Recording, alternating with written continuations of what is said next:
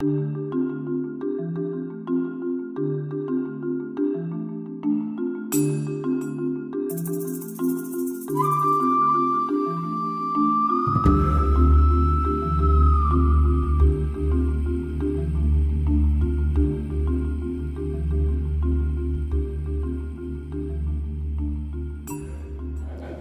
as if it wasn't hard enough with two English accents, now we've got an Australian one, and then later on when Don Nash gets up to speak, we've got another accent again. So where I come from, water of any shape or colour is a resource. It's just a case you've got to sometimes massage it to become what you want it to be. And for us in Sechelt, wastewater was certainly an opportunity to turn something into a resource. Oops, that way. So, we want to treat the process itself as a resource. The outputs are valuable, certainly jobs in it, and opportunity. So if you embrace innovation and you have successful innovations, you've created opportunity. And that was a consistent theme throughout our planning. We want to look for opportunities. After getting all of these marching orders from the council, noiseless, odourless, green, we actually, when it came to the project steering committee, we actually had to stop for a moment and say, well, what is it actually we're trying to do? And I always love this particular statement. What's the purpose of wastewater treatment? It is that. There is no simpler description.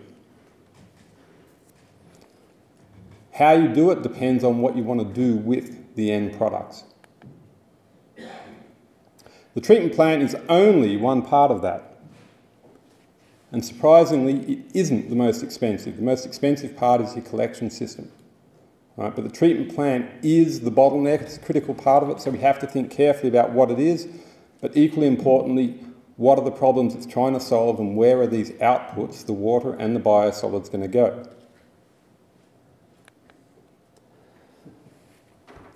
A simplified schematic, depending on your version of simplified. But starting out on the left here, oh, the pointer works, okay. So this confluence here is typically the toilet where the waste gets mixed with the water. Away we go into our collection system, the really expensive part, and on into the treatment plant, and in our case we've called it the Sechelt Water Resource Centre because it is going to produce a water resource. All right? If you've got the word waste in the name of it, you're thinking it's wrong. There's no waste here. We're producing usable stuff. Waste is what comes in, and usable end products are what comes out. So the Water Resource Centre is the whole idea of it. Critically, whoops, wrong button, up the top, septage receiving. As I understand it with Colwood at the moment, 3/4 of the town is on septic fields. So this is a consideration here. If you're sending the septage from those houses to somewhere else, you are not addressing your entire community. But septage is a big deal in how you do the wastewater treatment. And the reason why I've got this convoluted system of arrows is because we separate the septage and send the decant liquid into the treatment plant, but the septage solids go straight to biosolids processing. It was actually a key part of the design of our system. So this is where I say the treatment plant's a part of it, but you've got to look at the big picture to see what are the problems you're trying to solve. And for country towns, septage is usually a big one. Down the bottom here, blue water out to ocean, reclaimed water goes into a purple pipe, or at least a purple labelled pipe, and that's our goal, is to get as much water being reused as possible. And so we wanted our treatment plant to produce water of the highest quality so that we could do that. Over on the far right, the biosolids, there's another challenge there. I'll let Andrew and Don speak more to that. The biosolids has to be addressed, and we'd said we want it to be a Class A product that can then be applied onto any garden, agricultural land, parks, etc., suitable for unrestricted use. This was the process we went through on the whole thing, starting out from 1997, what's that, 17 years ago, with all sorts of plans and studies and so on leading up to this point. We created our project steering committee in March. That's where we had the orders from council saying noiseless, odourless, green, etc. We spent all of summer of 2012 preparing our RFP, and Richard from MHPM can talk more about that painful process. Oh, well, it wasn't that painful actually, but It was a lot of work, and you've got to put the work in to get the results out. The RFP is the comprehensive statement of what we want out of this, so you need to get it right, and MHPM was invaluable with that. That went out to tender in September, proposals back in December of 2012.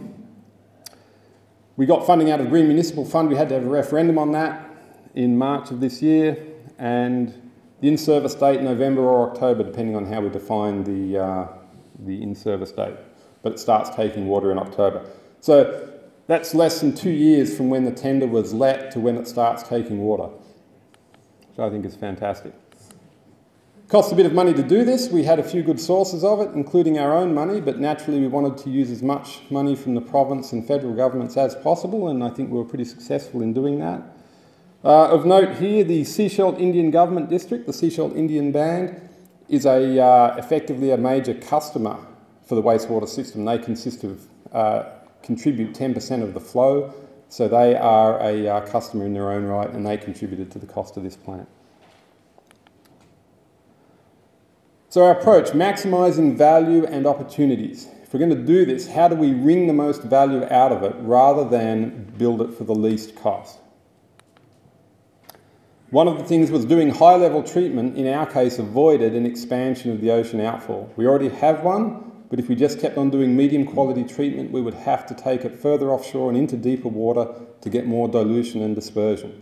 By doing the high-quality treatment, it's so clean you don't need to dilute or disperse it. It's already clean enough. And that would have been a $3 million job, so very happy to avoid that. Meets all the new standards that are coming in from the federal government. Reuse opportunities, which is fantastic, and use it as an innovation showcase and a catalyst for new things. And we're working on a few other ideas, and we've had lots of interest from other communities, including these ones. So it's great to sort of do some new things and change the way that people think about how you deal with wastewater. In terms of the RFP itself, our philosophy was set the standards and then let the proponents work out how to meet them. So a bit of technical speak here. 4,000 cubic metres a day of capacity is what we required.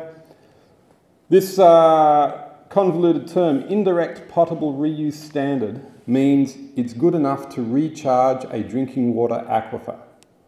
So the water coming out of this you could put into the ground and then pull it out of a drinking water well somewhere else.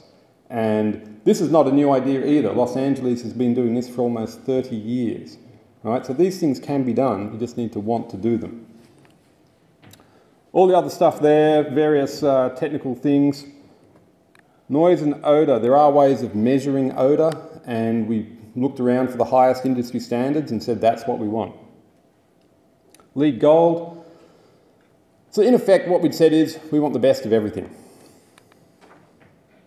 One of the questions was the site selection. There were 2 different sites that were available for use, and we actually decided to leave this choice open to the proponents and let them choose the site that worked best for their system. If somebody's got some whiz-bang system that is uber energy efficient but needs a large area, the site called Lot L was the better choice. Ebb tide, you would need a very compact system to go in there and something that is not going to devalue the residential properties around it. Actually, we said the same for both sites. There's residential properties on 3 sides of both sites. One is on the edge of town, but one day it'll be in town. So standards were the same, it's just that one had more area to play with. How to evaluate these things. This was our guiding philosophy. I might be stealing Richard's presentation here, so I'll just move quickly through this. But if you're not going to score it, the proponents won't respond to it. So we had all of these things where you've got to meet these just to be in the game and be a compliant proposal. And that was our wish list, these treatment standards, LEED Gold, etc., etc. So if you do nothing else but meet these standards, you're going to be building a pretty awesome treatment plant. But we had to have a way to separate the proponents, so we came up with this criteria system. The technical criteria were things like the quality of the design, the experience of the team, their quality assurance plan, safety and security plan, all the stuff that our technical consultants evaluated, the majority of the points. Innovation worth 11% of the points. The business opportunity that it might represent, what are the things that could come out of it to create economic activity in Sechelt? We actually weighted that. It's no good saying we want innovation and for this to develop things and then not actually put it into your evaluation, because then it means actually we don't think it's important. And the bottom line there, the capital cost worth 9%. That's an unusually low number for an evaluation criteria, which reflected the fact we think maximising the value is more important than minimising the cost. When the proposals came in, this is what we had. Probably the most important thing here, I guess everybody focuses on the capital cost. We had a pretty close race, and the top two proposals were two different sites, two completely different treatment processes, two different biosolids handling solutions. They could not have been more different, yet their capital costs were very close, their operating costs were very close. The level of innovation we scored them was actually very close, but Maple came out a bit better. It was almost an exercise in splitting hairs because all of these proposals were good, but Maple Reinders hit a home run and we're very happy to accept their proposal as the winning one. Just as an example of the size of the treatment plant, the green square, if you were to say this is the footprint of the building, and we'll show a photo of that in a moment, the overall one is actually the size of the site that we have. Very compact treatment plant, so a very good advantage for doing it on the in-town site. This is an aerial photo of the Appetizers site, the old treatment plant. The Dickensian structure is there. That's the service building for it there. And in the middle, this area here is where the new plant is going. This building on the left, the old Public Works building, is that was, what's the word? Occupied, I think is a gentle term for it, by Maple Reinders as the site office, serving it very well. And here was their proposal for how the site should look once it's done. Landscaped all around. This area here is for future expansion, a retaining wall around here, beautifully landscaped into a park, and I'm very proud of this, even though it wasn't my idea, a chain link fence free zone.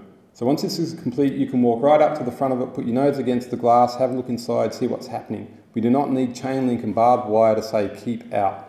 And that is a fantastic thing for having a treatment plant in the middle of town. This was in the end of May. We had an official naming ceremony for it.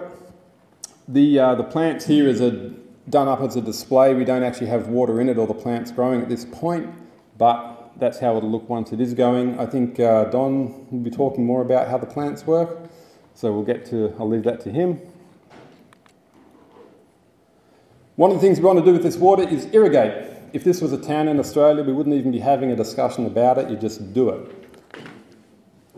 Doesn't happen very often here for reasons that still kind of escape me. It rains all through the winter when you don't need water for irrigating anything, and then in this time of year, most towns in Western BC are on water restrictions. It's a good time to have irrigation. Especially if you're trying to do farming for a living, which was actually how I grew up. Right? Around here, nobody's going to plant a commercial orchard, vineyard, veggie garden or anything unless they can irrigate. But if you can irrigate, you can do a hell of a lot of good things and create quite a lot of economic activity. Also, the Sechelt Parks Department is going to use this.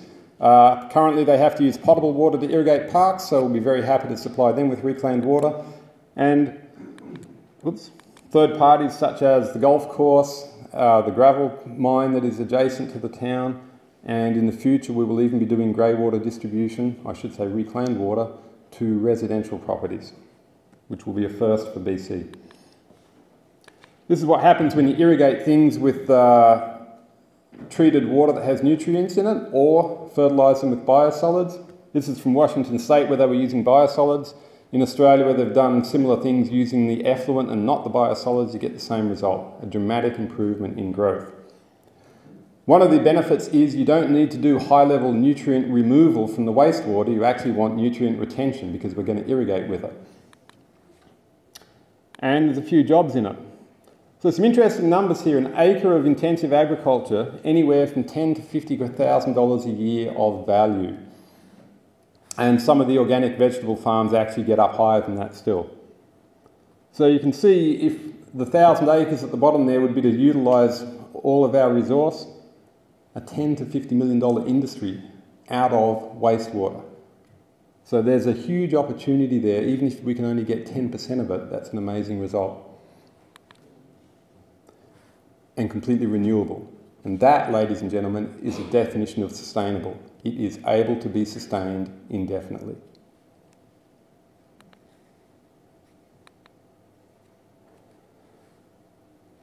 But how much does it cost? So our project was 25 million, capacity for 14,000 people. I actually prefer to use this term to describe capacity rather than cubic metres a day. Engineers, and I am one, love to work in cubic metres because it's a wonderful unit, but really it's about people. They're much harder to control than cubic metres, but how many people can this treatment plant handle? That's the number. 30 years till it needs to be expanded at our current growth rates, maybe 20 if things move fast. But look at that, $1,800 a person or just under $5,000 a house is the cost of this high-level treatment plant that turns wastewater into a resource. If we stayed with medium-level treatment, instead of $5,000 or $4,500 a house, it would have been about $3,700. Not much of a difference. It's well worth going the extra mile and doing high-level treatment so we can do stuff with the water. And I'll pass it back to Mayor Henderson to tell us why it's so much better for any ways we haven't already mentioned. Thank you.